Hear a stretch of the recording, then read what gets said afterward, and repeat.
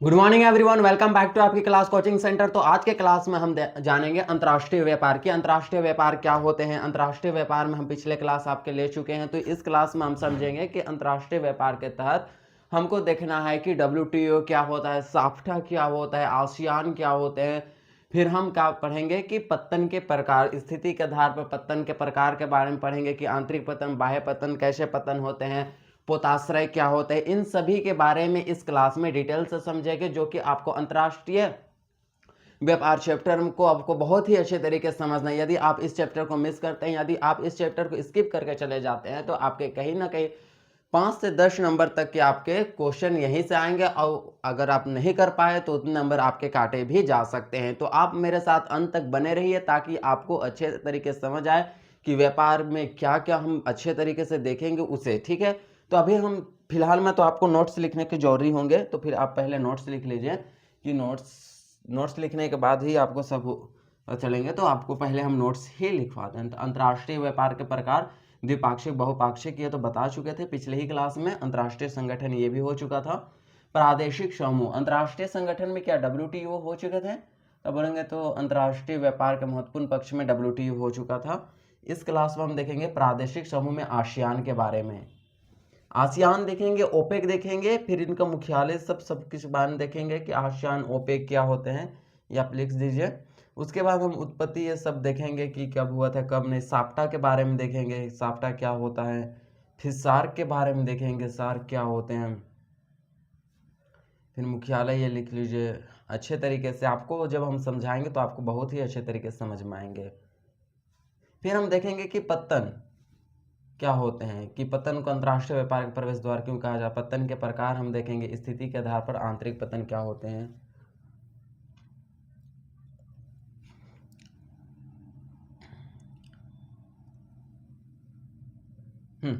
तो ये विशिष्टता के आधार पर नेक्स्ट क्लास में देखेंगे। चलिए इतना हम देखते हैं कि इस क्लास में समझते हैं हम। तो आप रेडी रहिए, बुक खोल के एकदम पर समझने के लिए। क्या आप सभी रेडी हैं? एक बार हम सब के भेज दीजिए एक बार। तो आप लाइक सब्सक्राइब भी कर दीजिए ताकि हम बार बार आपके लिए अच्छे तरीके से और क्लास लें, और आपको उत्साह भी हो और मेरे को भी काम हो जाए, आपके भी अच्छे से पढ़ाई हो जाए, तो तैयारी हो जाए। तो चलिए हम स्टार्ट करते हैं। हम देखते हैं कि प्रादेशिक समूह में WTO तक पढ़ा दिए थे कि WTO क्या होते हैं क्या नहीं, उसका क्या क्या क्या होता है, ये पिछले क्लास में ही पढ़ा दिए थे। इस क्लास में देखेंगे कि आसियान, सार्क, साप्टा, इन सब के बारे में देखेंगे। तो हम सबसे पहले हम देखते हैं ओपेक।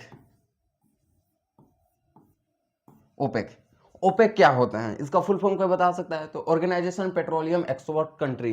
तो वैसे देश जो कि पेट्रोलियम का क्या करते हैं, एक्सपोर्ट करते हैं, यानी कि बेचते हैं, निर्यात करते हैं, उन्हें ही ओपेक कहा जाता है। जैसे कि फॉर एग्जांपल के लिए मध्य एशिया के जितने भी देश है, ईरान, इराक, सीरिया, वेनेजुएला, ये सभी जो देश हैं वो पेट्रोलियम का एक्सपोर्टिंग करते हैं, यानी कि निर्यात करते हैं दूसरे देश में। हम भी जो है कि वर्तमान में अभी अगर कुछ दिनों पहले आप देखें तो इराक में, ईरान में क्या युद्ध जंग छिड़ गए थे, उस समय पेट्रोलियम के भारी मांग पड़ गए थे कि पेट्रोलियम के दाम और ऊंचे हो गए थे, 100 से बढ़कर के भी ज्यादा हो गए थे। क्यों? क्योंकि वो सारे जो देश है मध्य एशिया का, सेंट्रल एशिया का, वो सारा जो देश है वो पेट्रोलियम कंट्रीज है। तो आप ऐसे में नहीं समझिएगा, तो फिर आपको हम आपको मैप्स के जरिए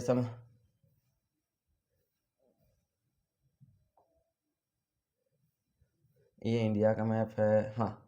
चलिए, तो आपको इतना अगर मैप के जरिए आप देखिएगा तो बहुत ही अच्छे तरीके से आपको समझ में आएंगे कि क्या है और क्या नहीं।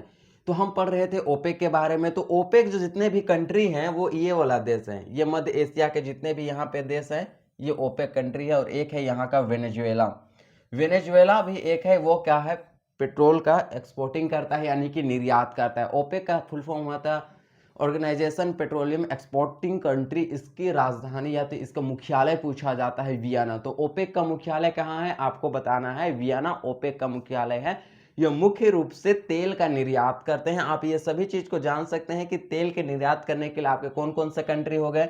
यहाँ पे आपको जितना भी दिखेंगे, तो यहाँ पे आपको कंट्रीज दिखेंगे कि यहाँ पे सीरिया हो गए, इराक हो गए, ईरान हो गए, ये सारे जो होंगे यहाँ पे जितने भी कंट्रीज होंगे वह क्या करते हैं कि तेल का निर्यात करने का काम करते हैं। तो ये हो गया ओपेक। और एक है यहाँ का फेमस कंट्री वेनेजुएला। वेनेजुएला भी है जो कि एक तरह से तेल का निर्यात करता है, पेट्रोल का, एक दूसरे देश को सप्लाई करता है। हम अधिकतर जो हमारा देश से पेट्रोलियम कहाँ से मंगाते हैं हम, तो हम ये इस देश से, मिडिल ईस्ट देश से मध्य एशिया से वाले जो देश हैं उनसे मंगाते हैं, जैसे ईरान, इराक, इन सभी देशों से हमारा सबसे ज़्यादा पेट्रोलियम का व्यापार होता है। तो इसी के तो यहाँ पे युद्ध छिड़ गया था, तो हमें पेट्रोलियम के दाम भी बहुत ही ज़्यादा पड़ गए थे ये सब। तो ये ओपेक के बारे में हो गया। अब हम देखते हैं कि आसियान, आसियान क्या होते हैं।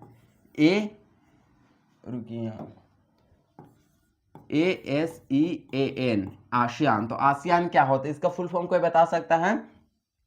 एशिया, ये साउथ ईस्ट में है, इसी के लिए ये डायरेक्शन क्या है आपके साउथ, और ये डायरेक्शन है ईस्ट। तो ये साउथ ईस्ट वाले कंट्रीज हैं, इतने जितने भी देख रहे हैं यहाँ नीचे वाले जितने भी कंट्रीज हैं, म्यांमार, थाईलैंड, कम्बोडिया, वियतनाम, ये सारे जो देश हो गए, इंडोनेशिया, मलेशिया, फिलीपींस, ये सभी देश साउथ ईस्ट वाले जो देश है वे आसियान के समूह है, तो आसियान के क्या है, सदस्य है। तो इसी के लिए आसियान, एशिया में है और साउथ ईस्ट में है, इसी के लिए Asia south east Asian nation, इसका फुल फॉर्म होता है आसियान का। ठीक है, इसका मुख्यालय कहाँ पे है, तो इसका मुख्यालय एक इस देश में आप देखिएगा, इसका मुख्यालय तो यहाँ पे आपको देखने को मिलेंगे, यहाँ पे आपका इंडोनेशिया द्वीप है। इंडोनेशिया द्वीप में एक द्वीप है आपका जावा द्वीप, जावा द्वीप में ही इसकी राजधानी है जाकार्ता, राजधानी नहीं, मुख्यालय जाकार्ता है। जाकार्ता ही क्या है, आसियान का मुख्यालय है। और यह मुख्य रूप से इसे क्यों संगठन बनाया गया है, आपको जानना होगा, समझना होगा, खुद आपका दिमाग लगाना होगा कि कोई भी देश क्यों आपस में संगठन बनाते हैं, क्यों बनाते हैं, आप बताइए। उनका बनाने का उद्देश्य क्या होता है, मुख्य उद्देश्य क्या होता है, तो आपको यह जानना जरूरी है कि कोई भी देश अंतर्राष्ट्रीय संगठन इसलिए बनाते हैं ताकि वह फ्री ट्रेड एरिया यानी कि मुक्त व्यापार को बढ़ावा दे सके, एक देश की संस्कृति दूसरे देश में जा सके, वीजा मुक्त आवागमन हो सके। इसी के लिए कोई भी देश संगठन इसी के लिए बनाता है ताकि कोई भी दूसरे बाहरी एकदम बड़ा देश आक्रमण करे तो हम वो सारे देश मिल करके उस देश को सबक सिखाएंगे, उस देश पर आक्रमण करेंगे। इसी के लिए आसियान और आसियान के अलावा भी अन्य संगठनिक जो देश होते हैं, यही मुख्य उद्देश्य होता है उनका कि वे अपने लिए एक संगठन बनाते हैं ताकि हम भविष्य में बच सके, इसके लिए। तो आसियान भी इसी तरह से कुछ अपने के लिए संगठन भी है, ये साउथ ईस्ट में है, एशिया में, इसी के लिए इसका फुल फॉर्म बता दिए, जाकार्ता बता दिए। इसके स्थापना के बारे में बहुत ज्यादा क्वेश्चन पूछे जाते हैं। तो इसका स्थापना 1967 ईस्वी में थाईलैंड, यहाँ पे आपको दिखेंगे एक थाईलैंड, यहाँ पे है थाईलैंड, थाईलैंड की राजधानी है बैंकॉक, थाईलैंड की राजधानी क्या है, बैंकॉक है। तो बैंकॉक में ही 5 देशों के द्वारा आसियान की नींव रखी गई थी 1967 ईस्वी में। वो 5 देश आपको इस तरह से याद रखना है, मैथ्स बीएफ से आपको याद रख दीजिएगा, 5 BF यानी बॉयफ्रेंड। ठीक है, तो 5 देशों का आपको याद रखना है, जैसे भी याद रखना है, बस याद रखना है। 5 देश आसियान की, जिसकी स्थापना इन्होंने आसियान को किया।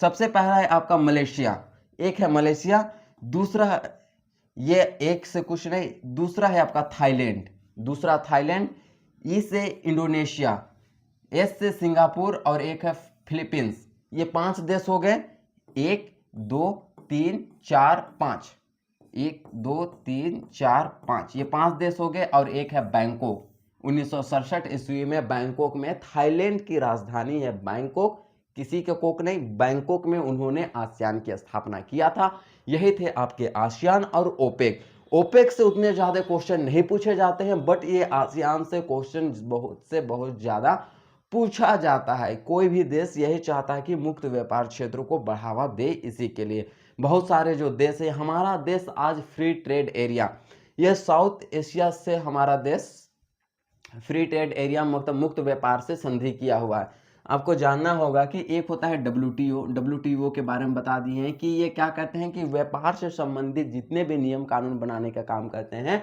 वो डब्ल्यूटीओ करता है। डब्ल्यूटीओ का ही काम होता है कि क्या करना है, वर्ल्ड ट्रेड ऑर्गेनाइजेशन, इसका फुल फॉर्म भी पूछा जाता है, याद रखना है, वर्ल्ड ट्रेड ऑर्गेनाइजेशन, तो यही करते हैं।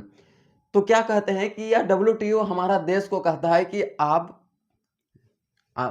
चीन हो गया, इंग्लैंड हो गया, अमेरिका हो गया, इन सभी देशों से एफटीए संधि कर लीजिए, मुक्त व्यापार के संधि कर लीजिए, एफटीए फ्री ट्रेड क्या एरिया, एग्रीमेंट, तो इसमें आप संधि कर लीजिए और एक तरह से ना तो व्यापार में वो आपके टैक्स लेंगे और हमारा देश भी उसके वस्तुओं पर टैक्स नहीं लगेगा। इसमें हानि क्या है आपको समझना है। यदि भारत, चीन हो गया, अमेरिका हो गया, इंग्लैंड हो गया, इन सभी देशों से ये WTO कहता है, ये अमीरों देश का ही खाली बात मानता है। WTO कहता है कि FTA कर लीजिए, FTA किन देशों से? अमेरिका, चाइना, एक हो गया इंग्लैंड, इन सभी देशों से FTA फ्री ट्रेड एग्रीमेंट ऐसा संधि कर लीजिए जिससे कि, इससे होता क्या है फ्री ट्रेड एग्रीमेंट से, यदि हमारा देश से कोई भी वस्तु अमेरिका जाएगा तो अमेरिका हमारे देश के वस्तु में टैक्स नहीं लगा सकता है, और अमेरिका का कोई भी वस्तु भारत आएगा तो हम भी उसके वस्तुओं पर टैक्स नहीं लगा सकते हैं। कब? जब हम FTA यानी कि फ्री ट्रेड एग्रीमेंट में हम हस्ताक्षर करता है हमारा देश तब। लेकिन हमारा देश का कहने का तात्पर्य यह है कि वैसा तो अमेरिका पर हम प्रतिबद्ध टैक्स नहीं लगाएंगे वस्तुओं पर, तो अमेरिका में बहुत सारे टेक्नोलॉजीज हैं, बहुत सारे वस्तुएं हैं, वो सारे वस्तुओं को हमारे देश भेज देगा और हम टैक्स नहीं लगाएंगे तो उनके वस्तु बिकने लगेंगे और हमारा जो बाजार है देश का वो क्या हो जाएगा? प्रभावित हो जाएगा। तो क्या हमारे बाजार के वस्तुएं बिकने लगेंगे? नहीं बिकने लगेंगे। और क्या गारंटी है कि हमारा देश वहां बन के गया उतने ज्यादा व्यापार भी नहीं होगा, सबसे ज्यादा हानि हमको होगा। तो हम क्यों अमेरिका से वहां पे अपनाए जाए? नहीं ना लेने जाएगा भारत। तो इसी के लिए क्या कहा है कि इन लोगों का चाल है WTO का, यदि चीन, अमेरिका हो गया, इंग्लैंड हो गए, ये सारे देश भारत से FTA फ्री ट्रेड एग्रीमेंट में हस्ताक्षर करते हैं तो दोनों देश के मध्य के जो टैक्स लगा लगी वाला सिस्टम है वो खत्म हो जाएगा। लेकिन उससे फायदा किसको होगा? अमेरिका, चीन को होगा। क्यों? क्योंकि उनके पास अच्छे टेक्नोलॉजीज हैं, अच्छे हैं, कार हैं, टेस्ला कार है, सबको हमारे देश में भेज देगा फ्री से। आज वहां का टेस्ला का जो कार क्यों नहीं आते हैं? क्योंकि उन पर सबसे ज्यादा टैक्स यहाँ लगाए गए हमारे भारत सरकार के द्वारा, इसी के लिए तो वो अपने देश से यहाँ भारत नहीं भेजते हैं। अगर अगर हम कर दिए FTA में एग्रीमेंट कर दिया भारत, तो फिर क्या होंगे? सारे वस्तु भारत में आ जाएंगे। और ये FTA कहता है कि आप टैक्स नहीं लगा सकते हैं। हमारा वस्तु भी जाएगा तो टैक्स नहीं लगाएगा वो लोग, बट इससे ज्यादा फायदा हम लोग को नहीं है, उन लोगों को है। इसी के लिए हम उत्तर पश्चिम देशों से हम लोग कोई भी FTA फ्री ट्रेड एग्रीमेंट में हस्ताक्षर या समझौता नहीं किए हैं।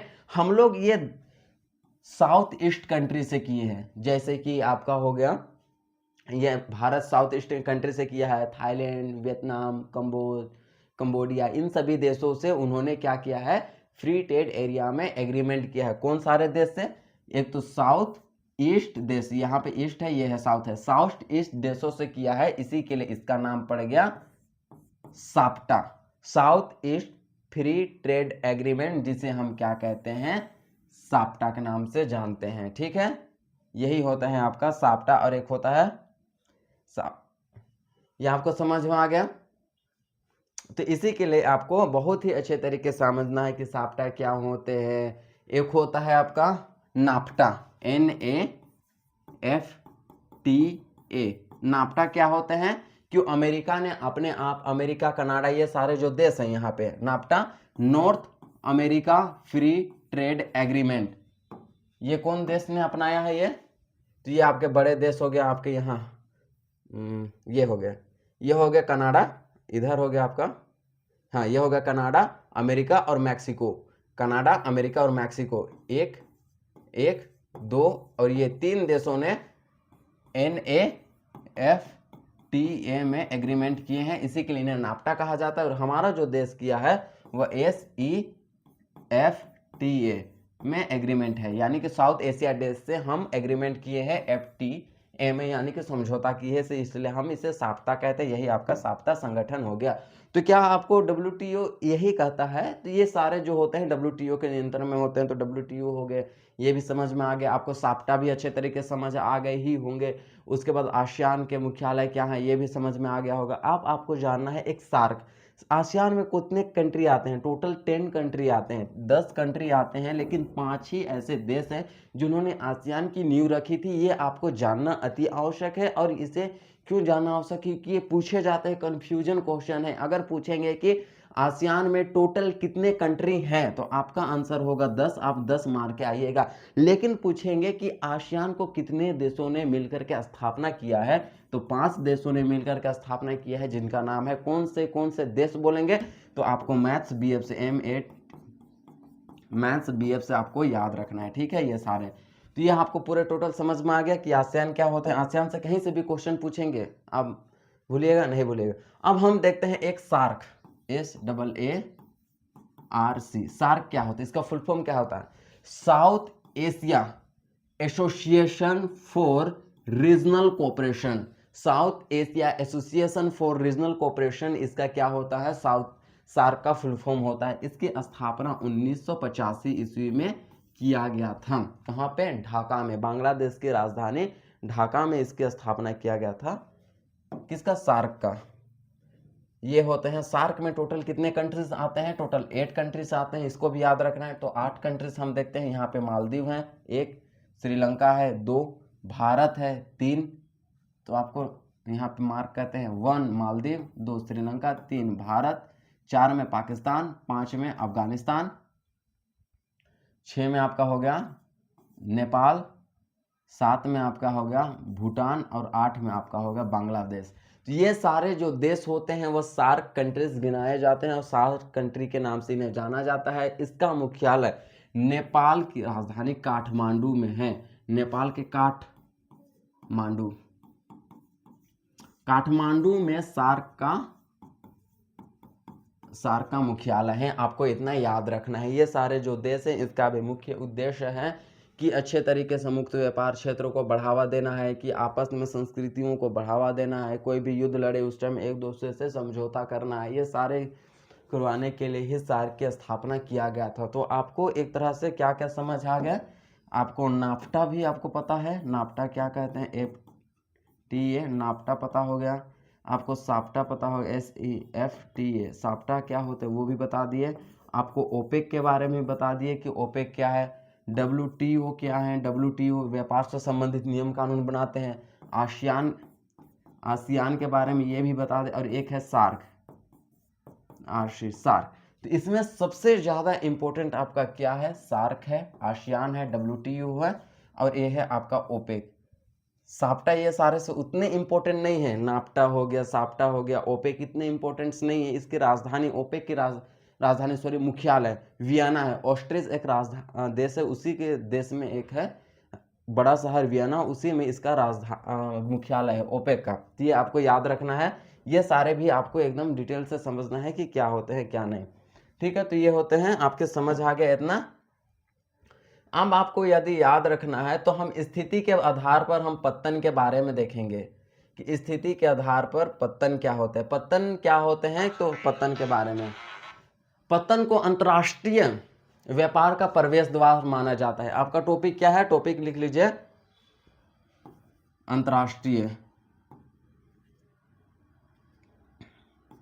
चलिए अंतरराष्ट्रीय पतन, तो अंतरराष्ट्रीय हम देखेंगे कि पतन को अंतरराष्ट्रीय व्यापार का प्रवेश द्वार माना जाता है। क्यों माना जाता है, क्योंकि आप भारत से कोई भी हम सामान ले गए तो वो बंदरगाह पर ही ले जाएंगे। पतन यानी कि बंदरगाह, पतन यानी बंदरगाह, कुछ चीज को हम ले जाएंगे तो बंदरगाह तक ले जाएंगे और कुछ बंदरगाह से ही अन्य देश भेजेंगे।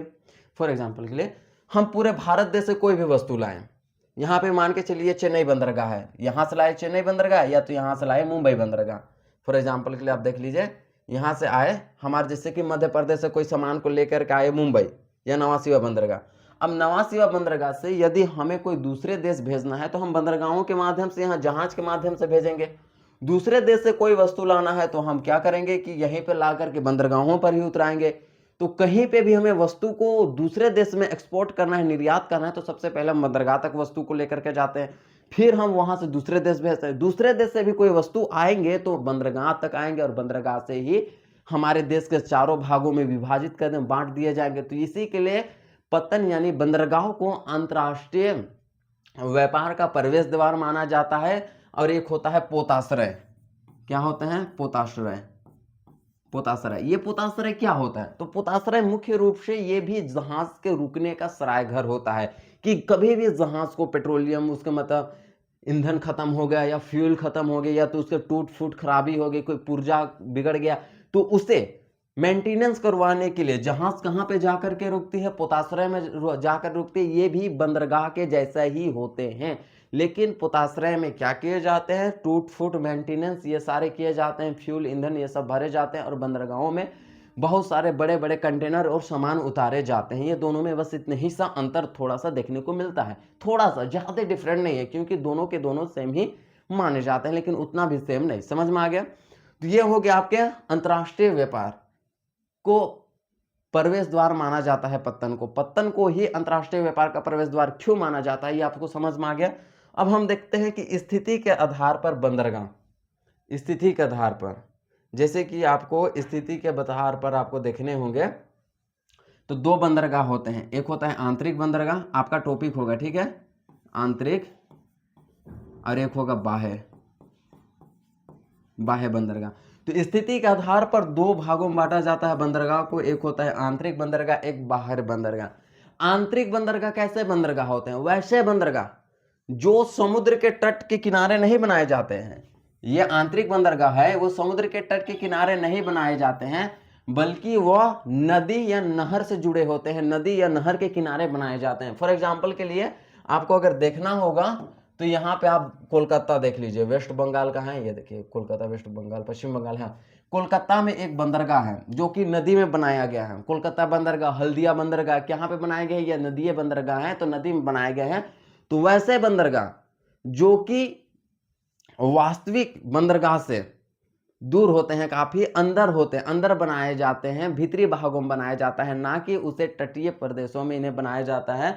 तो वैसे बंदरगाह को क्या कहते हैं, आंतरिक बंदरगाह कहते हैं, जो कि नदी या तो फिर नहर के किनारे बनाए जाते हैं। समझ में आ गया कि वैसे बंदरगाह जो कि नदी और किनारे, नहर के किनारे बनाए जाते हैं, वो हमारा आंतरिक बंदरगाह होते हैं। जैसे कि आपको यहाँ पे समझा दिए हैं कि आंतरिक बंदरगाह जो होंगे ये किनारे नहीं बनाए जाएंगे, जैसे कि विशाखापट्टनम क्या आंतरिक बंदरगाह है, नहीं, बल्कि आंतरिक बंदरगाह कहाँ पे बनाए जाते हैं, देश के आंतरिक भागों में बनाए जाते हैं, देश के आंतरिक भागों में बनाए जाएंगे, जहां पे आपके क्या होंगे, नदी होंगे, नहर होंगे, वहां पे, ठीक है, 1 मिनट, तो वहां पे बनाए जाएंगे। लेकिन बाह्य बंदरगाह जो होते हैं वह वास्तविक बंदरगाह से दूर होते हैं, समुद्र में होते हैं, थोड़े गहरे में होते हैं। वास्तविक बंदरगाह क्या है, ये है आपके वास्तविक बंदरगाह, ये सारे जो किनारे में बनाए गए हैं ये सारे क्या है, वास्तविक बंदरगाह है, ठीक है। तो क्या होंगे, बंदरगाह जो होंगे वह दूर में होंगे, यहां से दूर में, मान के चलिए यहाँ पे चेन्नई बंदरगाह में हमें कोई सामान उतारना है, तो वास्तविक बंदरगाह क्या होंगे, कुछ मीटर, कुछ किलोमीटर, 10 किलोमीटर, 15 किलोमीटर दूर में अवस्थित होंगे। क्यों दूर में ऐसे बनाए जाते हैं बाह्य बंदरगाह, क्योंकि बड़े बड़े जो जहाज आते हैं तो यहाँ पे आते तो हैं, लेकिन क्या होते हैं, जहाज के जो पेंदी होता है नीचे का वो जमीन में सट जाता है, उतने ज्यादा गहरा ना होने के कारण जमीन में सट जाता है। इसी के लिए जो बाह्य बंदरगाह जो होते हैं वास्तविक बंदरगाह से दूर बनाए जाते हैं, ताकि जितने भी सामान आए उसी बंदरगाह में उतारे और उस बंदरगाह से छोटे मोटे सामान को लेकर के आ जाए, इसी के लिए। समझ में आ गया, 1 मिनट, चलिए ठीक है। तो क्यों, इसी के लिए बनाया जाता है। तो बाह्य बंदरगाह क्या हो गया और आंतरिक बंदरगाह क्या हो गया, समझ में आ गया। आंतरिक बंदरगाह देश के आंतरिक भागों में, बाह्य बंदरगाह वास्तविक बंदरगाह से दूर, कहीं समुद्र में 5-6 किलोमीटर दूर समुद्र में बनाए जाएंगे, क्योंकि बड़े बड़े जहाज आते हैं ना तो बंदरगाह तक नहीं पहुंच पाते हैं, तो वो छोटे मोटे बंदरगाह, वही बंदरगाह में सामान उतारते हैं, वहां से जितने भी छोटे मोटे जहाज से सारे सामान को वास्तविक बंदरगाह तक लाया जाता है, यही होते हैं। फॉर एग्जाम्पल के लिए आपको देखना होगा तो आपका ये तूतीकोरन बंदरगाह है, ये ज्यादा गहरा नहीं है, ये जो यहाँ पे पानी दिख रहा है ना ये ज्यादा गहरा नहीं है, जिस कारण से यहाँ पर बड़े बड़े जहाज नहीं आ पाते हैं, बड़े बड़े जहाज नहीं आ पाते हैं। तो बड़े जो बंदरगाह होते हैं, जो सी गहरे में बनाए जाते हैं, समुद्र में बनाए जाते हैं, वहाँ पे बड़े जहाज आते हैं, यही छोटे मोटे बंदरगाह में सारे सामान को उतरा देंगे। अब यहाँ से उतरा देंगे, अब छोटे छोटे जहाज आएंगे, छोटे छोटे जहाज आएंगे, और अब सारे सामान को छोटे छोटे जहाजों में लादा जाता है, और ये जहाज आकर के यहाँ पर के उतरा देंगे। तो इस आधार पर बनाए जाते हैं, इसे हम क्या कहते हैं, बाह्य बंदरगाह कहते हैं। फॉर एग्जाम्पल के लिए आप देख लीजिए कि किस तरह से बंदरगाह होते हैं, यहाँ पे आपको देखना होगा तो ये होता है आपका बंदरगाह। इस तरह से बंदरगाह होते हैं कि जितने भी बंदरगाह होते हैं बड़े बड़े होते हैं। आपको यहाँ पे देखिए जितना एक जहाज है, ये जहाज है बंदरगाह के किनारे आ गए, बंदरगाह के किनारे आ गए तो ये रस्सी से यहाँ पे बांध दिया जाता है। ये आप छोटे छोटे देख रहे हैं, ये रस्सी से बांध दिए जाते हैं ताकि जहाज समुद्र के लहर से पीछे ना चल जाए, इसी के लिए इसे बांध दिया जाता है और सारा सामान उतार लिया जाता है। ये तो क्या हो गया आपके, इसी को हम क्या कहते हैं, बंदरगाह। इस तरह से होते हैं, देख सकते हैं आप, एक होते हैं यहाँ पे आपके देखेंगे कि रस्सी है, यहाँ पे ये भी है, इसी के लिए अभी बांध लिया जाता है। फिर आगे आपको देखना ही होगा,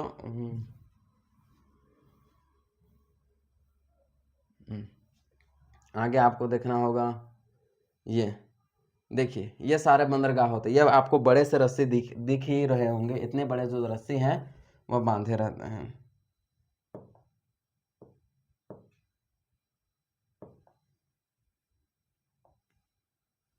ये सारे आपको जो रस्सी दिख रहे हैं, ये इतने बड़े जो रस्सी हो दिख रहे हैं, ये क्यों बांधे जा रहे हैं, क्योंकि ये जब यहाँ पे समुद्र लहर आता है तो इसको वापस खींच कर ले जाता है, इसी के लिए खींच के ना ले जाए इसलिए बड़े बड़े रस्सियों से बांध दिया जाता है। इस प्रकार से आपके होते हैं बंदरगाह, जितने भी सामान यहाँ पे होते हैं।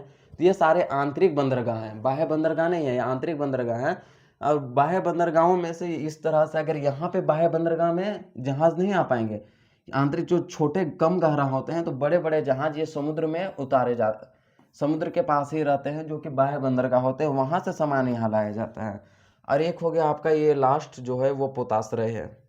पोताश्रय ये तो बंदरगाह है, ठीक है, तो ये बंदरगाह हो गया। बंदरगाह होने के बाद हाँ एक है आपके ये पोताश्रय, तो ये आपका क्या होगा, ये बंदरगाह है, ये भी बंदरगाह है। जितने भी सामान लोड कर रहे हैं इसे भी यहाँ पे बांध दिया गया है। आपको हर एक जहाज में, बड़े बड़े जहाज में ये देखने को मिलेंगे। यहाँ पे छोटे छोटे गाड़ी आते हैं, सारे सामान को लेकर के भारत के भीतरी भागों में चल जाते हैं बांटने के लिए। एक होता है आपको पोताश्रय, ये है आपके पोताश्रय, ये भी बंदरगाह के जैसे ही होते हैं।